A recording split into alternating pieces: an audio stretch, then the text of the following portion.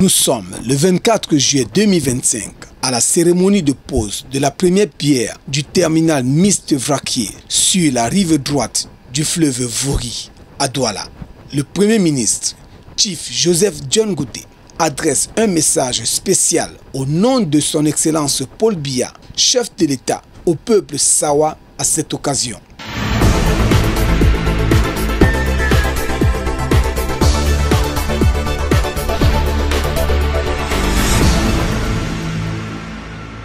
Je suis particulièrement heureux et ému d'être en ces lieux fortement chargés de l'histoire. En effet, c'est précisément sur ces berges du Bouri où nous nous trouvons qu'est né le Cameroun au XIXe siècle, avec la signature par les chefs traditionnels Sawa du traité germano-camerounais. C'était un jour de juillet comme celui-ci, en 1984, il y a exactement 141 ans.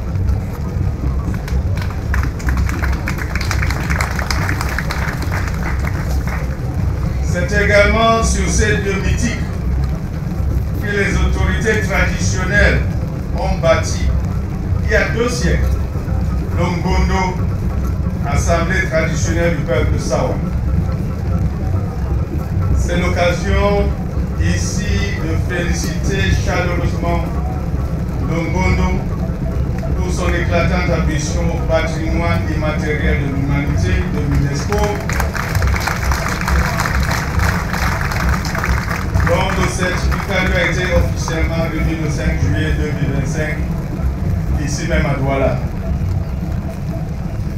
Cette consécration internationale, fruit de la diplomatie gagnante du Cameroun, est une illustration de plus de l'attention toute particulière que le chef de l'État, son Excellence Paul Biya, porte au rayonnement de la culture camerounaise.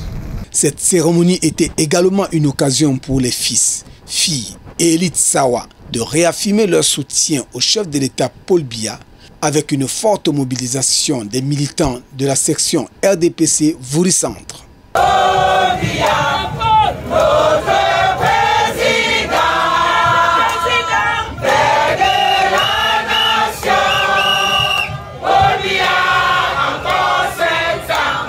Nous irons crescendo dans le soutien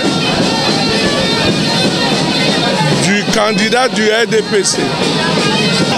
Nous pensons que pour préserver les acquis que nous avons eus depuis de nombreuses années, nous devons poursuivre dans cette démarche.